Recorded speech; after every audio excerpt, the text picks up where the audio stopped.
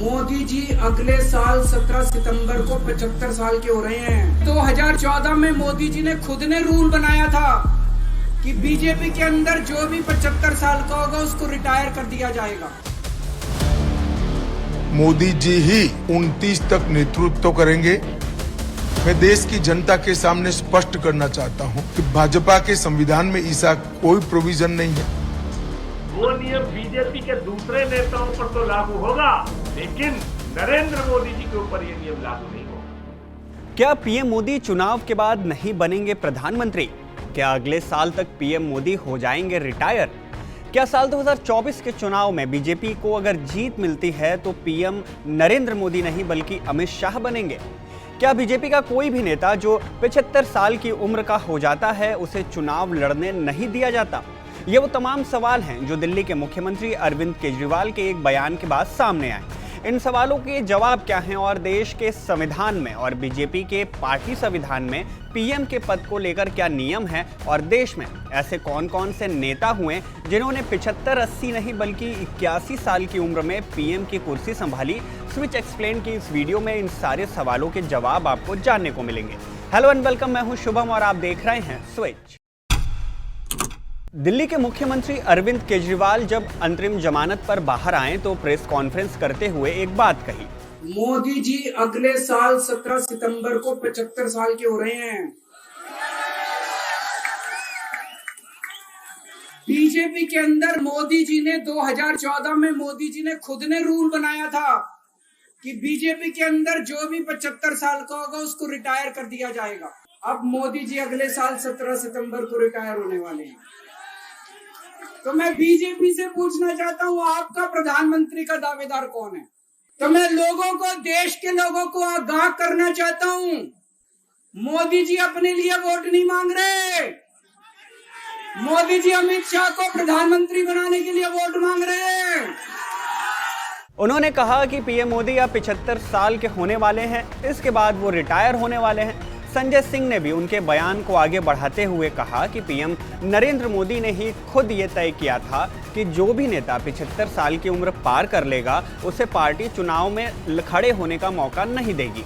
उन्होंने कुछ नेताओं का भी नाम गिनवाया जिन्हें 75 साल की उम्र पार करने के बाद पार्टी से टिकट नहीं दिया गया। बोले जो नियम मोदी जी ने बनाया वो नियम बीजेपी के दूसरे नेताओं पर तो लागू होगा।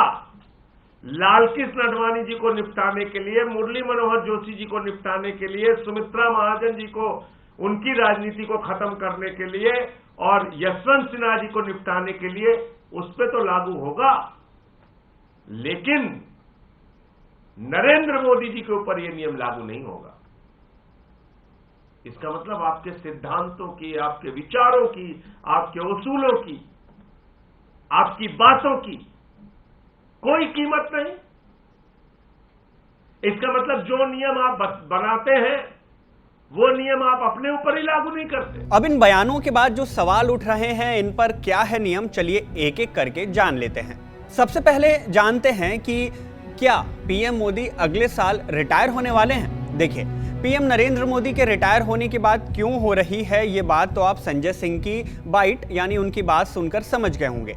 दरअसल मीडिया रिपोर्ट्स में बताया गया कि साल 2019 के लोकसभा चुनाव के दौरान अमित शाह ने ये बात खुद कही थी कि लोकसभा चुनाव के लिए 75 साल के ऊपर उम्र के नेताओं को पार्टी टिकट नहीं दे रही है। रिपोर्ट्स में बताया गया कि इस नियम के तहत बीजेपी ने लालकृष्ण आडवाणी, मुरली मनोहर जोशी और सुमित्रा महाजन जैसे कई बड़े नेताओं को किनारे लगा दिया था। साथ ही कई सांसदों के टिकट काट भी दिए थे, लेकिन उन्हें अमित शाह ने साल 2024 के चुनाव में कह दिया कि पार्टी के संविधान में ऐसा कोई नियम नहीं है। इस बार 75 साल के उम्र के नेता को पार्टी टिकट देगी, ऐसा कोई नियम नहीं है कि इन्हें टिकट ना दिया जाए। अब क्या कुछ कहा वो भी सुन लीजिए। इंडिया अलायंस के जितने भी चट्टे बट्टे हैं वो सभी को मालूम है कि हम 400 पार करने जा रहे हैं। मोदी जी तीसरी बार इस देश का प्रधानमंत्री बनेंगे। मैं देश की जनता के सामने स्पष्ट करना चाहता हूं कि भाजपा के संविधान में ऐसा कोई प्रोविजन नहीं है। मोदी जी ही 29 तक नेतृत्व करेंगे और मोदी जी ही आने वाले चुनाव का भी नेतृत्व करेंगे। इंडिया अलायंस के लिए कोई अच्छा समाचार नहीं है। उनको खुश होने की जरूरत नहीं है। उनको ज्यादा परिश्रम करना चाहिए, भ्रष्टाचार बंद करना चाहिए और लोगों के प्रति सहानुभूति और संवेदनशीलता के साथ काम करना चाहिए। अमित शाह ने तो ये बात साफ कर दी कि बीजेपी के संविधान में, मतलब पार्टी को चलाने के जो नियम है और जो कानून है, उनमें ऐसा कोई भी नियम या प्रावधान नहीं है कि अगर कोई 75 साल की उम्र का हो चुका हो तो उसे टिकट नहीं दिया जाएगा।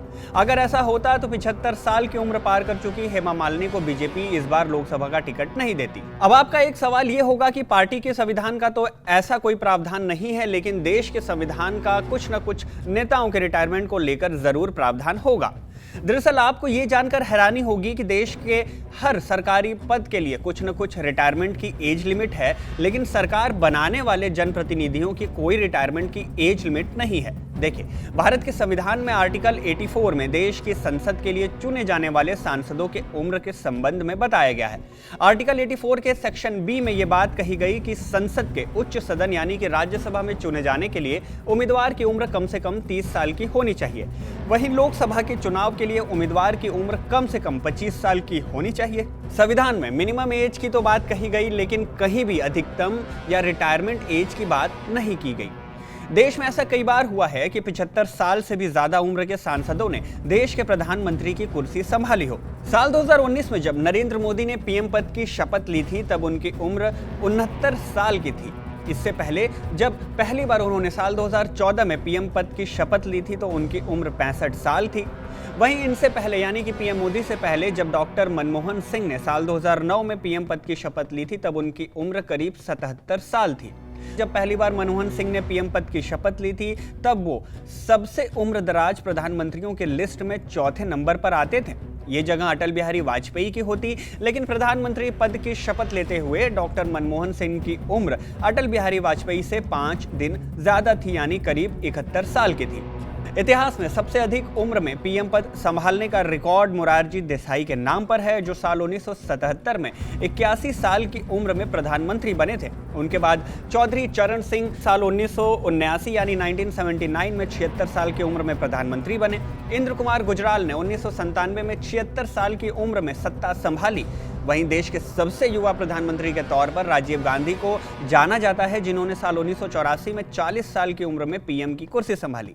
इनके अलावा इंदिरा गांधी को भी इस मामले में दूसरा स्थान मिलता है, जिन्होंने साल 1966 में 49 साल की उम्र में प्रधानमंत्री पद की शपथ ली थी। खैर, वापस आते हैं वर्तमान समय के मुद्दे पर। तो अमित शाह के बयानों से ये तो साफ हो गया कि बीजेपी अगर इस बार का चुनाव जीतती है तो नरेंद्र मोदी को ही पीएम पद की शपथ दिलाई जाएगी, और अगर सब कुछ सामान्य रहा तो नरेंद्र मोदी ही इस 18वीं लोकसभा के पूरे कार्यकाल के दौरान यानी साल 2029 तक पीएम के पद पर बने रहेंगे, यानी करीब 79 साल तक नरेंद्र मोदी ही पीएम के पद पर रहेंगे। उसके बाद 19वीं लोकसभा में नरेंद्र मोदी इस पद के लिए उतारे जाएंगे या नहीं, ये पार्टी के नियम और आने वाले वक्त में पता चलेगा। खैर, जिस तरह से अरविंद केजरीवाल ने इस बात की तरफ इशारा किया कि नरेंद्र मोदी के रिटायरमेंट के बाद अमित शाह को पीएम की कुर्सी सौंपी जाएगी, इस बारे में आप क्या सोचते हैं? क्योंकि कभी ना कभी तो पीएम मोदी के अलावा किसी दूसरे नेता को पार्टी को अपने प्रधानमंत्री पद का उम्मीदवार बनाना होगा। तो नरेंद्र मोदी के बाद इस कुर्सी पर कौन हो सकता है? अपनी राय हमें कमेंट बॉक्स में जरूर बताएं। वीडियो में दी गई जानकारी अगर आपको पसंद आई तो इसे लाइक करें, शेयर करें, और अगर ऐसी ही वीडियोस देखना आपको पसंद है तो स्विच को सब्सक्राइब जरूर कर लें।